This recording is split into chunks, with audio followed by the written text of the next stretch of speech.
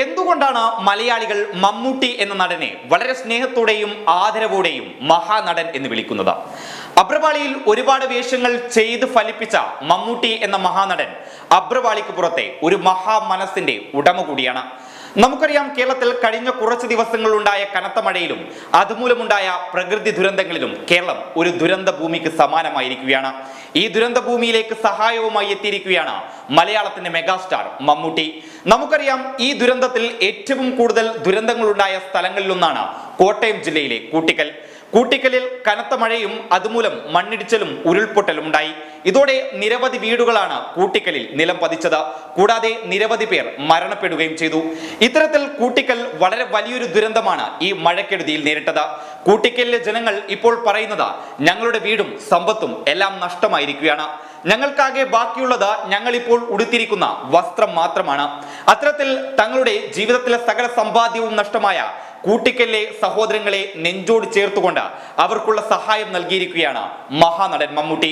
അവർക്ക് പുതിയ വസ്ത്രങ്ങൾ, പുതിയ പാത്രങ്ങൾ, ജലസംഭരണികൾ, പുതിയ കിടക്കകൾ തുടങ്ങി പുതിയ ഉൽപ്പന്നങ്ങളെല്ലാം നൽകിയിരിക്കുകയാണ് മമ്മൂട്ടി എന്ന നടനും അദ്ദേഹത്തിന്റെ കീഴിലുള്ള കെയർ ആൻഡ് ഷെയർ എന്ന ഫൗണ്ടേഷനും. കൂടാതെ കൂട്ടിക്കലിലെ ജനങ്ങൾക്ക് മികച്ച ചികിത്സാ സംവിധാനവും മമ്മൂട്ടി ഒരുക്കിയിട്ടുണ്ട്. അതായത് ഡോക്ടർമാരുടെ ഒരു സംഘത്തെ തന്നെയാണ് കൂട്ടിക്കലിലേക്ക് മമ്മൂട്ടി അയച്ചിരിക്കുന്നത്.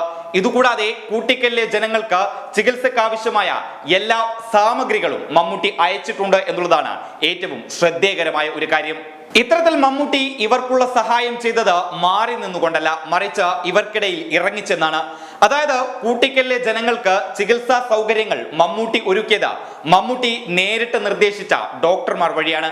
അതായത് മമ്മൂട്ടി ഡോക്ടർമാരോട് നേരിട്ട് നിർദ്ദേശം നൽകുകയും ആ നിർദ്ദേശം അനുസരിച്ചുകൊണ്ടാണ് ഡോക്ടർമാർ കൂട്ടിക്കലിലെ ജനങ്ങൾക്ക് ചികിത്സാ സൗകര്യങ്ങൾ ഒരുക്കിയത്.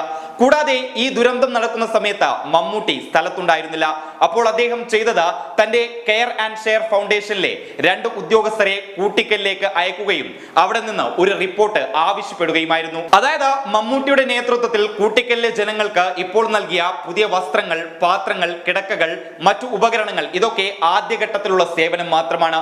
വരും ദിവസങ്ങളിൽ കൂട്ടിക്കലിലെ ജനങ്ങൾക്ക് കൂടുതൽ സഹായകരമാകുന്ന കൂടുതൽ സഹായങ്ങളും മമ്മൂട്ടിയുടെ ഭാഗത്ത് നിന്ന് ഉണ്ടാകുമെന്ന് തന്നെയാണ് മമ്മൂട്ടിയുമായി അടുത്ത വൃത്തങ്ങൾ സൂചിപ്പിക്കുന്നത്. കൂടാതെ ഇതിൽ ഏറ്റവും പ്രശംസനീയമായ കാര്യം, മമ്മൂട്ടി മാത്രമല്ല ഈ ദുരന്ത ഭൂമിയിൽ ഇറങ്ങിച്ചെന്നത്, അദ്ദേഹത്തിന്റെ ആരാധക വൃത്തവും ഇദ്ദേഹത്തോടൊപ്പം ദുരന്ത ഭൂമിയിൽ സഹായത്തിനായി എത്തിയിട്ടുണ്ട്. അതായത് കാനഡയിലും അമേരിക്കയിലെയുള്ള മമ്മൂട്ടിയുടെ ഫാൻസ് അസോസിയേഷനുകൾ ദുരന്ത ഭൂമിയിൽ സഹായം എത്തിക്കുകയും ചെയ്തിട്ടുണ്ട്. അതായത് ഒരു സിനിമാ നടന്റെ ഉത്തരവാദിത്വം എന്ന് പറയുന്നത് സിനിമയിൽ അഭിനയിക്കുക, സമ്പാദിക്കുക എന്നത് മാത്രമല്ല, മറിച്ച് തന്റെ സമൂഹത്തിൽ കഷ്ടത അനുഭവിക്കുന്ന, ദുരിതം അനുഭവിക്കുന്ന ഒരു സമൂഹത്തെ കൂടെ ചേർത്തു പിടിക്കലാണ് ഒരു സിനിമാ നടന്റെ ഉത്തരവാദിത്വം എന്ന് തെളിയിക്കുകയാണ് മമ്മൂട്ടിയും അദ്ദേഹത്തിന്റെ ആരാധകരും. അതിന്റെ തെളിവാണ് കൂട്ടിക്കലിൽ മമ്മൂട്ടി നടത്തുന്ന ജീവകാരുണ്യ പ്രവർത്തനങ്ങളും അദ്ദേഹത്തിന്റെ ആരാധകർ നടത്തുന്ന സഹായങ്ങളും. ഏതായാലും മമ്മൂട്ടിയെ പോലുള്ള ഒരു നടനും അദ്ദേഹത്തിന്റെ ആരാധകരും ഇത്തരത്തിൽ ദുരന്ത ഭൂമിയിൽ ജീവകാരുണ്യ പ്രവർത്തനവുമായി എത്തുന്നത് വളരെ പ്രശംസനീയമായ ഒരു കാര്യമാണ്. മമ്മൂട്ടിയെ കുറിച്ച് നമുക്ക് എല്ലാവർക്കും അറിയാം, അദ്ദേഹം ഇത്തരം ജീവകാരുണ്യ പ്രവർത്തനങ്ങളിൽ നേരത്തെ തന്നെ ഏർപ്പെട്ട ഒരു വ്യക്തിയാണ്.